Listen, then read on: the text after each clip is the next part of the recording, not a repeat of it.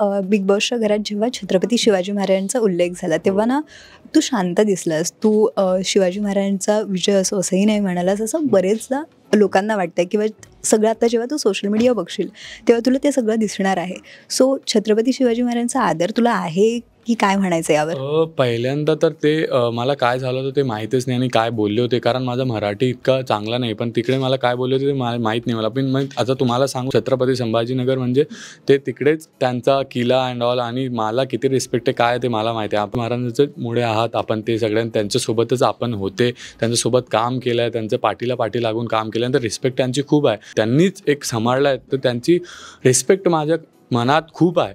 आणि मला नाही माहीत की तो कसा झाला, तिकडे काय झालं आणि ते काय विचार करत होते. कारण मी गेममध्ये होतो ना, तर माझं असं होतं की यार त्यांना मी नॉमिनेट केलं होतं आणि त्यांचं मनात काय विचार, आणि मला वाईट वाटू राहिलं. तुम्ही बघणार की त्याच्यानंतर जितके लोक बाहेर आलेले आहे ना, तर मी सगळ्यांसाठी रडलो. जेव्हा फक्त मी बाहेर येत होतो तेव्हा मी रडलो नाही, पण निक्की रडत होती म्हणून मी पण एक निक्कीसाठी इमोशनल झालो होतो.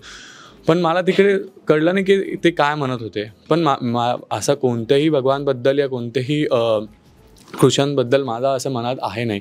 आणि तुम्हाला पण माहिती किती रिस्पेक्ट असणार त्यांची, आणि आपण त्यांचेच मुळे आहात, तर ते आपल्याला आहेच. पण ते होतात ना कधी कधी आपल्या डोक्यात काही वेगळं चालू असतात आणि इथे काय चालू आहे तुम्हाला माहीत नसतं की यार इधर क्या चल रहा है, कुछ नाही. बट तुम्ही एक विचारमध्ये असतात. तर मी तसंच एक मला नंतर सांगितलं की तू असं केलं. मी म्हटलं नाही यार. म्हणते हो तू केला असा. मी म्हटलं अरे मी ऐकलं नसणार या मी कोण दुसरा विचार करत असणार तिकडे, मी म्हणून असं होतं. बरं अरबाज, निक्की, जान्हवी, वैभव असा तुमचा ग्रुप होता बरोबर. पण जेव्हा जान्हवी आणि निक्की यांचं भांडण झालं तेव्हा तू निक्कीला कधी समजावलं पण नाहीस किंवा त्या दोघींचं एकत्र यावं असं तुला वाटलंही नव्हतं. पण जेव्हा जान्हवीने कॅप्टन्सी टास्कमध्ये तुला सपोर्ट केला, फुल सपोर्ट केला, तर तिचा गेममध्ये वापर करून घेतला असं वाटतंय का? कारण की म्युच्युअल फंड्सचे जे कॉईन्स होते ते तू फक्त निक्कीला दिलेस. सो असं काही म्हणजे काही झालं आहे का? कसं होतं ना की माझी जी टीम होती आणि माझ्या टीमसाठी मी त्यांना हे सांगितलं होतं की जेव्हा टीम फुटणार ना तर सगळे एक एक करून जाणार बाहेर.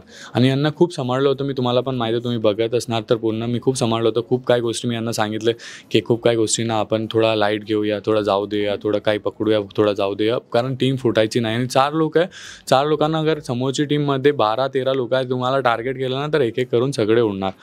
आणि मी कधी कोणाला नॉमिनेट पण नाही केलं माझ्या टीमच्या लोकांना, ना कधी मी त्यांच्या अगेन्स्ट उभा राहिलो. मराठी चित्रपटसृष्टीमधील latest update, original web series, shows, गाणी आणि एंटरटेनमेंटसाठी आमच्या चॅनलला सबस्क्राईब करा आणि बेल आयकन दाबायला विसरू नका.